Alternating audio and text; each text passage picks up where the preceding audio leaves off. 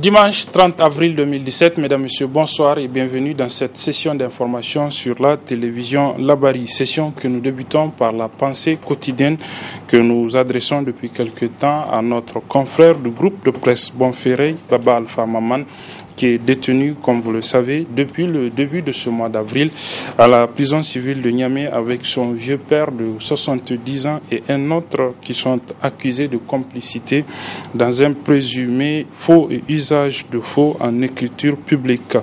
Baba Alpha, nous sommes de cœur avec toi, nous te soutenons. Demain, 1er mai, c'est la journée internationale du travail, la fête du travail, si vous préférez. Elle est célébrée, vous le savez, depuis quelques années, en souvenir des événements de Chicago où des travailleurs ont protesté contre les difficiles conditions de travail dans lesquelles ils exerçaient. Depuis donc cette journée consacrée aux travailleurs du monde entier. Demain, donc, au 1er mai, ce sera la fête pour les travailleurs avec le traditionnel défilé, mais aussi la présentation des condoléances aux autorités. Je propose de suivre un reportage sur les préparatifs de cette fête que la rédaction de la télévision Labari a réalisé il y a 2 jours de cela au niveau de certaines centrales syndicales de notre pays. En prélude au 1er mai, déclarer la fête des travailleurs dans le monde entier, les centrales syndicales des travailleurs du Niger sont en plein dans les préparatifs et demeurent confiantes quant à la bonne marche de cette fête. Il faut dire à l'USTN, nous sommes à pied d'œuvre pratiquement depuis 2 bons mois pour préparer cette fête. Aujourd'hui, tous les éléments constitutifs des manifestations commémoratives de cette fête-là sont fin prêts. Il faut dire que le journal est sous presse, nous l'espérons en tout cas aujourd'hui même, pour pouvoir l'envoyer à l'intérieur du pays. Les uniformes ont été pratiquement rendus publics il y a 1 mois. On les a ventilés à l'intérieur du pays dans toutes les régions. Donc les camarades ont dû s'en approprier pour coudre. En ce qui concerne les aspects matériels de l'organisation elle-même, donc en tout cas les syndicats affiliés en relation avec l'UGTN, donc la deuxième centrale avec laquelle nous défilons, nous sommes pratiquement actuellement même en une réunion, la dernière réunion préparatoire. C'est pour dire qu'en tout cas tous les troupes ont été préparées pour cela. Vraiment toutes les dispositions sont prises et nous sommes fin prêts. Le comité d'organisation qui a été mis en place a déjà tenu plusieurs réunions et comme l'année dernière, le point de départ de notre défilé c'est la cité chinoise pour atterrir à la devanture du stade général Saint-Cloutier. Pourquoi la cité chinoise? Vous vous rappelez que notre confédération a transféré son siège social et national du quartier complexe au quartier cité chinoise. Donc, le point de départ va être la devanture du siège, comme je l'ai dit tantôt, pour atterrir, comme d'habitude, à la devanture du stade général Saint-Cloutier.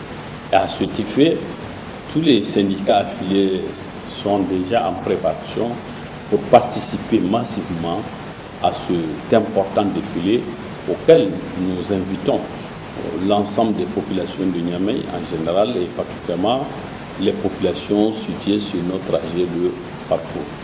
Une fête qui survient pendant que les fonctionnaires nigériens traversent des périodes plutôt difficiles. C'est dommage quand même que les travailleurs vivent une situation des plus difficiles aujourd'hui. Nous sommes à la veille du 1er mai et vous voyez que on est le dernier jour où malheureusement les salaires du mois d'avril ne sont pas faits. Donc ça veut dire que depuis belle lurette, nous avons oublié les fêtes de travail sans salaire. Cette année, malheureusement, on risque de fêter sans salaire. Et ce serait un coup, en tout cas, dur pour les travailleurs qui aimeraient bien avoir le minimum pour pouvoir savourer cette fête-là avec leur famille. C'est bien dommage. Le 1er mai, ou Journée internationale des travailleurs, est une fête célébrée dans plusieurs pays du monde et marque la célébration des combats des travailleurs et travailleuses en lien aux événements tragiques de Chicago.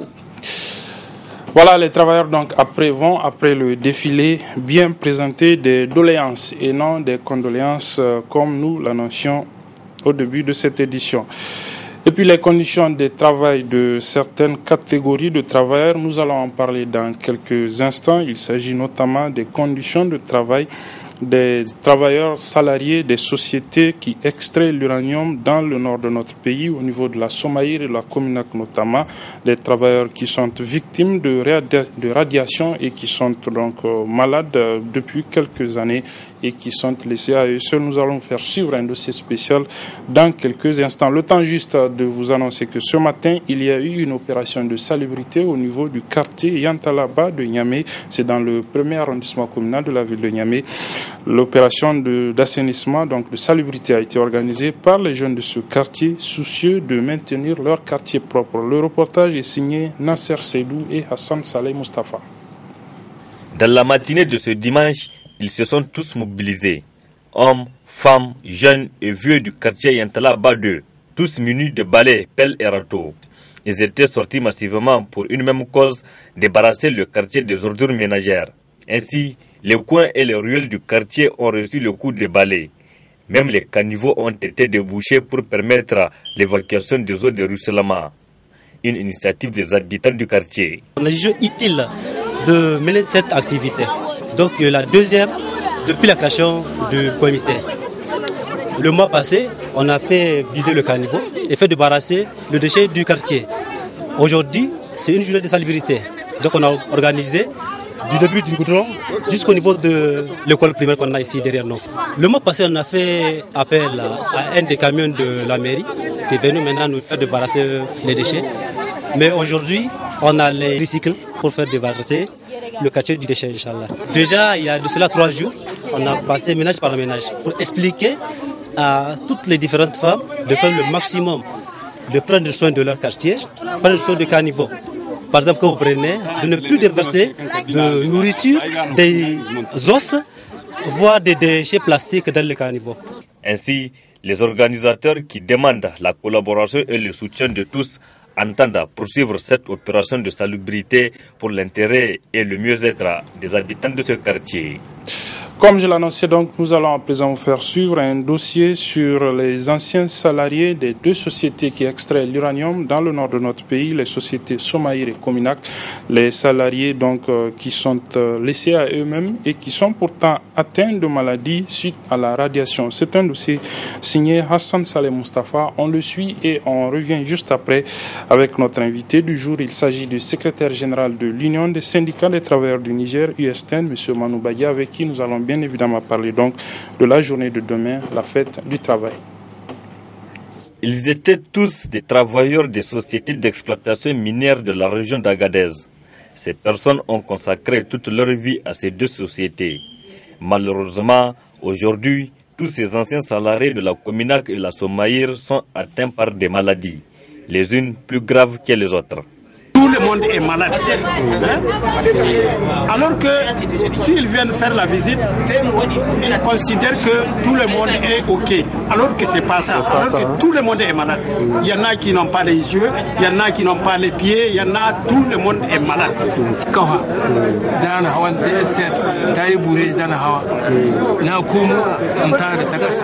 J'ai un problème avec mon pied qui a été malheureusement amputé par la suite.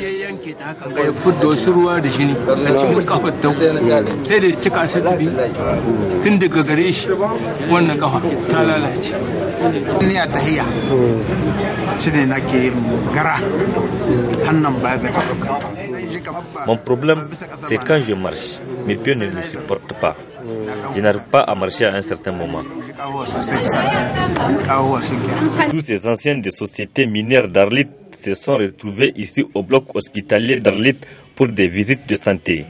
Des visites qui ne servent à rien, clament certains patients. Il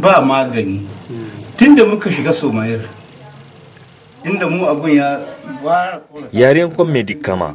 Les visites sont toujours négatives. Chaque fois, ils nous disent que nous n'avons rien. Au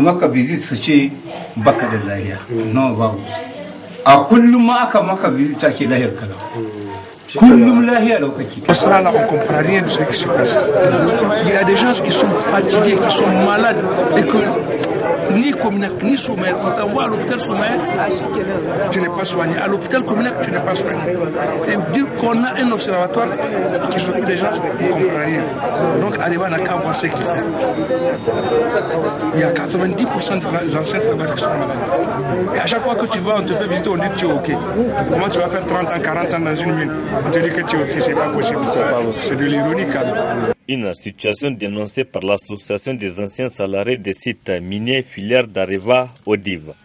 Si des cas de maladies imputables à cette activité professionnelle étaient mis en évidence, de son correspondant serait pris en charge par Areva SA à l'identique de la couverture médicale française. Depuis le début de cette visite dans les chefs-lieux de région, une toute petite minorité des anciens salariés ont été déclarés malades. Combien des anciens salariés verront une maladie professionnelle reconnue? Combien seront en vie pour en bénéficier d'une éventuelle prise en charge? Et que beaucoup d'entre nous en souffraient déjà pas des maladies dont ils ne connaissent même pas les gens depuis que l'État fonctionne. Nous avons été délibérément maintenus de l'ignorance du DG de la radioactivité pendant toute la durée de l'exploitation du site. Surtout les cas de plusieurs d'entre nous, leur santé se détériore du jour au lendemain. Areva est en train de détruire la santé des Nigériens de génération en génération et fait des veuves et des orphelins. C'est une blessure homicide involontaire mise en danger à la vie de tout. À la commune que nous avons enregistré 171, à la Sommar 158, tous décédés après leur fonction de minier.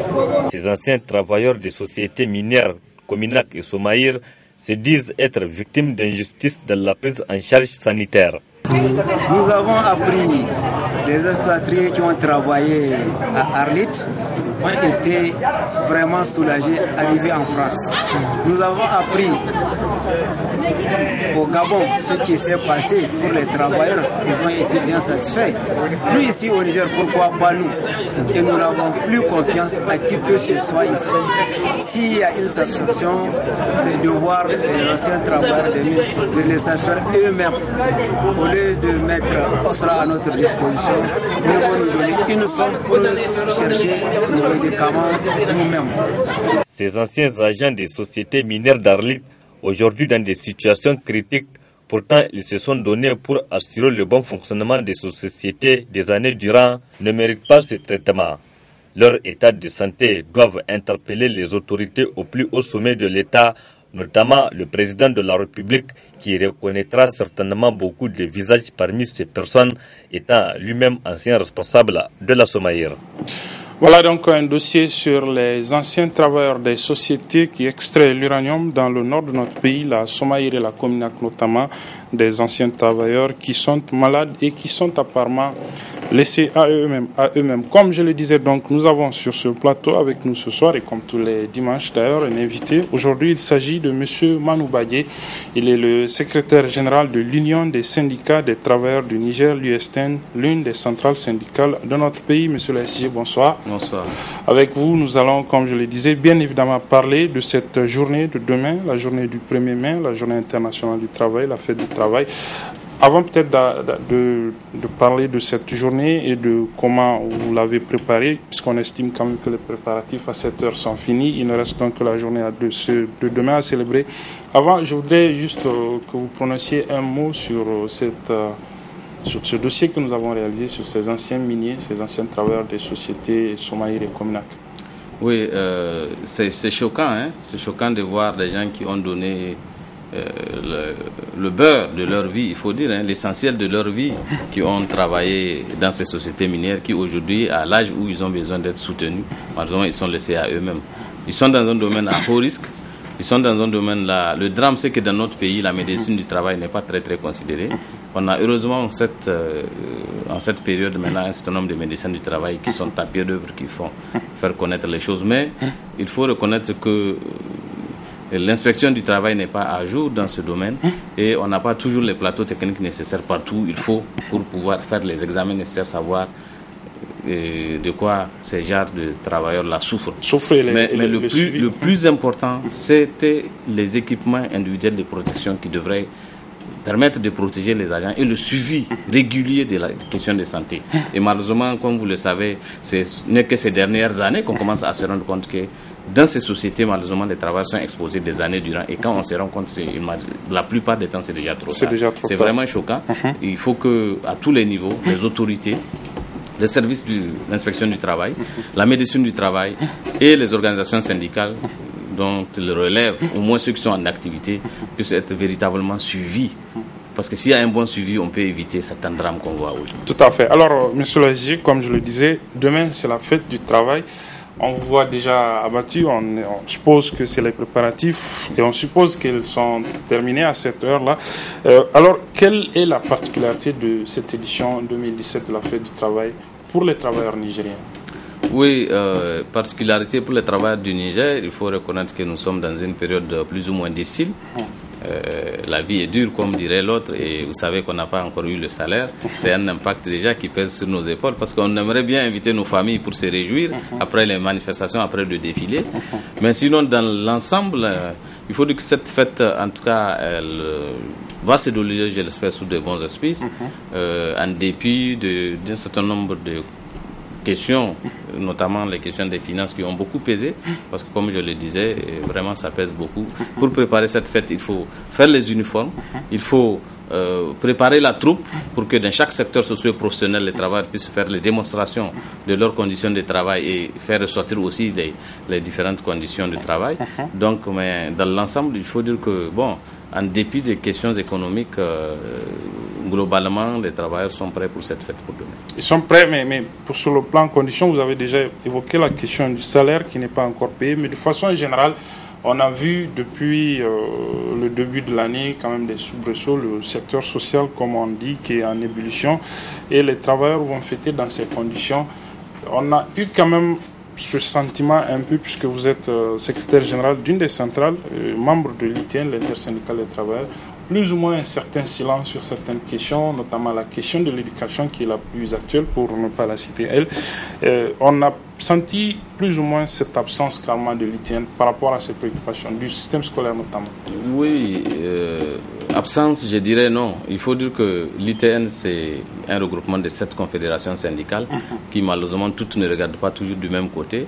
Donc la machine est un peu lourde, mais il faut reconnaître que lorsque déjà la situation a démarré en novembre-décembre, l'ITN avait même envisagé le dépôt d'un préavis. Mais malheureusement, chemin faisant, il y en a des centrales qui se sont rétractées. Et il faut maintenant arriver à la dernière phase lorsque Cause et Niger et Sinaseb ont fait un certain nombre de débrayages et que la situation était corsée. On a vu la réaction du gouvernement à travers certains ministres qui essayaient d'intimider des travailleurs ou même des arrestations qui sont intervenues. L'ITN a quand même pu faire sortir une déclaration dans laquelle nous avons attiré l'attention des uns et des autres sur l'impérieuse nécessité de trouver des solutions durables à la question de l'école. Mais apparemment, l'école, c'est l'avenir du pays. Ça n'a pas suffi malheureusement. Parce qu'on a vu ce qui est arrivé avec les scolaires, malheureusement, qui est le corollaire de la situation de tout cela. Il faut dire que globalement, l'école est malade, comme tout le monde l'a dit. Maintenant, c'est de se pencher sur cette école-là, comme le président de la République a fait ce geste pour calmer la situation universitaire suite justement à la manifestation dont on connaît le drame qui a suivi. Moi, je pense qu'il faut faire un autre élan, vraiment un sursaut patriotique pour permettre de gérer définitivement, de régler définitivement la question de l'école. Du reste, c'est dommage que, en tout cas, sous la 7e République, les revendications des travailleurs ne sont pas véritablement prises en charge.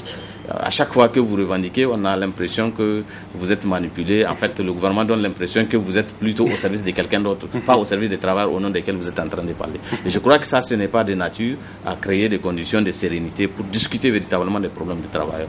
En dépit de ça, je crois que ça fait 4-5 ans que les revendications sont restées les mêmes. Chaque année, on essaye un peu de les relire pour vous reconduire, mais il n'y a pas d'avancée significative, malheureusement. Voilà, on va justement revenir sur ça. On estime et on imagine déjà que cette question de la préoccupation des enseignants qui sont donc des travailleurs va certainement figurer dans vos doléances de demain que vous allez remettre aux autorités. Mais au-delà, quelles sont les autres préoccupations, on va dire les revendications des travailleurs nigériens?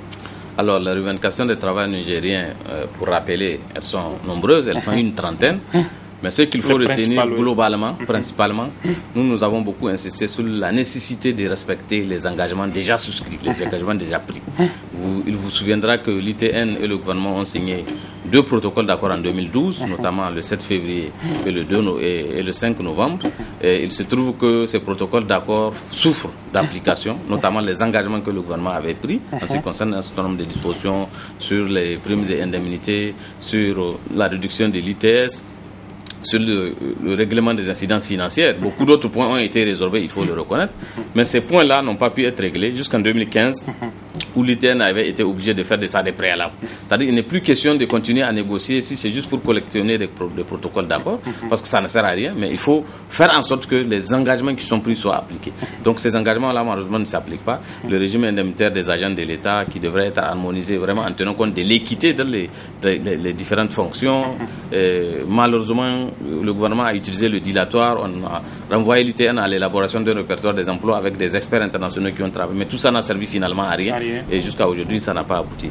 Au-delà de l'application de ces engagements qui sont pris dans les autres protocoles d'accord, nous avons une revendication qui est vieille de 3-4 ans, c'est la réduction du prix des hydrocarbures et des tarifs de la téléphonie mobile.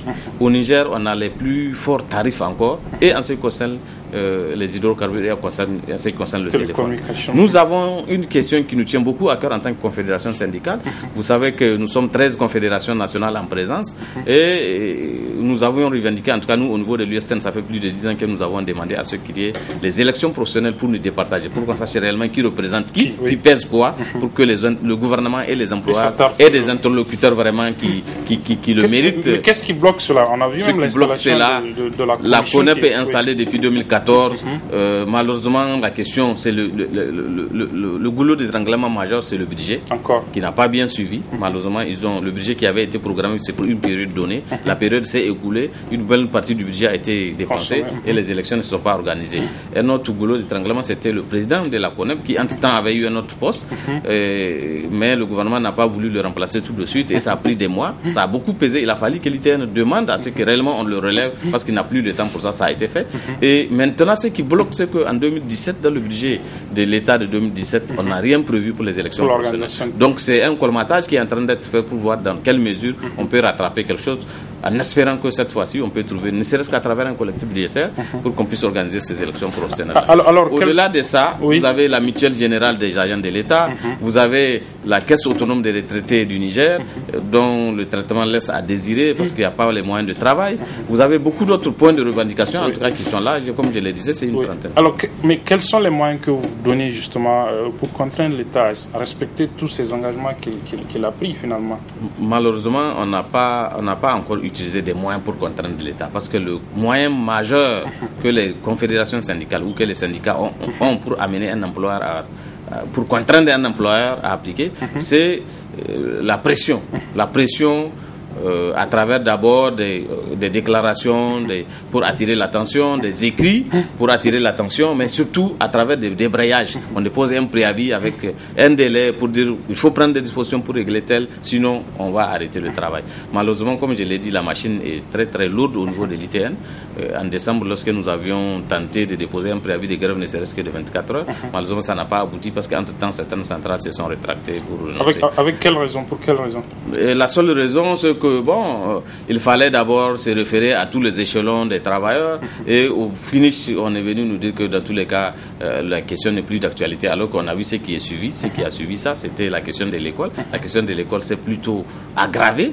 Donc, si peut-être on avait fait la pression en ce moment précis, on aurait pu trouver peut-être une issue, on aurait dû éviter peut-être les événements qu'on a connus. Alors, mais malgré cela, quand même, j'aimerais vous demander votre appréciation, peut-être pas en tant que ITN, mais en tant que centrale, sur la marche du pays, parce que sur la conduite des affaires de façon générale, parce que ça impacte quelque part justement sur absolument. Nous vivons aujourd'hui dans un contexte économique assez morose au plan international, dont ça va ressortir certainement dans les discours demain. La chute des prix de certains produits d'exportation, pour nous, le pétrole et l'uranium, ça pèse beaucoup. Vous savez que nous vivons aussi une situation où vous avez des scandales à répétition au plan socio-économique, ça aussi, ça pèse, puisque nous, notre vision, c'est que tant que tout ça là n'est pas élucidé, on a comme l'impression que quelque part au sommet de l'État, il y a une certaine gabégie. Or, tout le monde sait que les dirigeants actuels, combien ils ont lutté contre les gabégies, combien ils ont dénoncé des choses. Donc, c'est quelque chose qui est difficile à comprendre. Donc, d'une manière générale, nous, en tant que travailleurs, nous sentons, en tant que responsables de l'USTN, nous, le sentiment que nous avons, c'est qu'il y a un déficit de partenariat avec le gouvernement, parce que tout simplement, tout celui qui ose dire la réalité des choses, tout celui qui ose dire la vérité, pour qu'on puisse réellement se pencher avec le plus grand sérieux pour trouver des solutions, on a l'impression qu'on lui prête des intentions autres que celles pour le mandat dont il doit assumer la responsabilité. Moi, je crois que ce n'est pas responsable. Le gouvernement, quand il prend ses engagements, il les prend en toute responsabilité. Il doit, à chaque fois qu'il y a l'opportunité, chercher à appliquer ces engagements qu'il a pris et il doit écouter préoccupations des travailleurs, que ce soit le gouvernement, que ce soit les employeurs, parce que nous, à l'USR, notre conviction est que c'est la somme des travaux des différents fils du pays qui vont faire le développement de ce pays. Donc écouter les travailleurs, leurs cris de cœur, chercher à leur résoudre leurs problèmes, c'est les encourager, c'est les motiver à faire le mieux qu'ils puissent faire leur travail. Et c'est la somme de ces travaux-là qui va faire le développement national. Nous avons cette conviction. Si réellement on veut développer ce pays, il faut qu'on écoute le cri de cœur des travailleurs. Il faut qu'on compose avec les travailleurs. Composer, nous, à l'USN, on a toujours rejeté le fait de participer à la gestion du pouvoir. Ce n'est pas notre mandat, ce n'est pas notre mission. Nous, notre mission, c'est de porter à la connaissance des dirigeants les préoccupations des travailleurs. Et cela, c'est quelque chose de vérifiable. On peut toujours vérifier si une préoccupation est réelle ou non. Quand elle est réelle, on cherche à la régler. Quand elle n'est pas réelle, tout le monde peut comprendre quelque chose qui n'est pas faisable à un moment ou à un autre. Alors, quand je parlais à l'instant de la marche, de la conduite des affaires, il y a une affaire qui fait actualité, c'est l'affaire des 200 milliards de francs CFA qui auraient été virés dans un compte à Dubaï. On a vu une commission d'enquête parlementaire mise en place à cet effet qui a rendu son rapport, même si à la fin la commission s'est disloquée, on va le dire comme ça. C'est vrai que l'ITN, en tant que regroupement de centrales, a fait une déclaration, mais on n'a pas senti trop les travailleurs sur cette question. Non, les travailleurs, si vous lisez bien les réseaux sociaux, les travailleurs se sont prononcés. Non, de façon, mais d'une manière générale, en fait, vous savez, toutes les questions du genre sont des questions qui sont gérées par la justice. Et quand une question est sous le coup pour l'instant, celle-là n'est pas nous évitons tout ce que nous demandons. Non, dans tous les cas, je crois que d'une manière générale, il y a des saisines, y compris même en France. Et ici, au Niger, à partir du moment où on a mis en place une commission parlementaire, mais elle a donné son rapport qui a déposé son rapport, même s'il n'est pas satisfaisant, puisqu'on a su qu'il y a eu des péripéties autour de ça. Mais je crois que nous, dans la déclaration que nous avons rendue publique au niveau de l'ITN, nous avons demandé aux autorités nigériennes de faire toute la lumière sur ces questions-là. Parce que tant qu'il n'y a pas de lumière, ce que le citoyen lambda va se sentir un peu lésé, va se sentir dupé, et je crois que ce n'est pas une bonne image qu'on laisse de notre pays. Alors, pour terminer, j'ai un mot peut-être à l'endroit de vos militants pour le défilé de demain, un appel. Oui, merci. Vous savez, le principal appel, je l'ai fait, c'est à l'endroit des autorités et surtout des employeurs pour écouter demain les doléances des travailleurs. Maintenant, en ce qui concerne les travailleurs eux-mêmes, je leur souhaite une très très bonne fête de travail demain et je leur demande de sortir massivement pour vraiment démontrer dans quelles conditions ils sont en train de mener leurs activités socio-professionnelles dans divers secteurs et surtout de manifester cette joie de se rappeler qu'il y a des anciens qui se sont battus, il y en a même qui ont fait le sacrifice ultime pour nous permettre de vivre ce que nous vivons aujourd'hui comme conditions de travail suffisamment allégées. 8 heures de travail, quand on compare ça avec ceux qui ont lutté pour que ça soit réduit, eux ils travaillaient entre 12 et 18 heures, vous imaginez que c'est intenable. Et ils étaient aussi sous le coup de toutes les oppressions possibles et de l'exploitation. Bon, donc se rappeler que on a eu des aînés qui ont lutté pour nous, pour qu'on soit dans ce qu'on est, et qu'on doit assurer la continuité du combat pour un travail libérateur. Le travail doit nourrir son nom, le travail ne doit pas tuer l'homme. Ce qu'on a vu avec les anciens des sociétés minières est lamentable. Il faut que quand l'homme travaille, qu'il ait la rémunération nécessaire pour mettre à l'aise sa famille et qu'il vive en paix, qu'il vive en bonne santé, et même quand il va à la retraite, qu'il ait le minimum pour jouir de sa retraite en bonne et due forme et en bonne santé. Si ce n'est pas le cas, c'est que c'est... Voilà, merci Manu Badje, très bonne réception.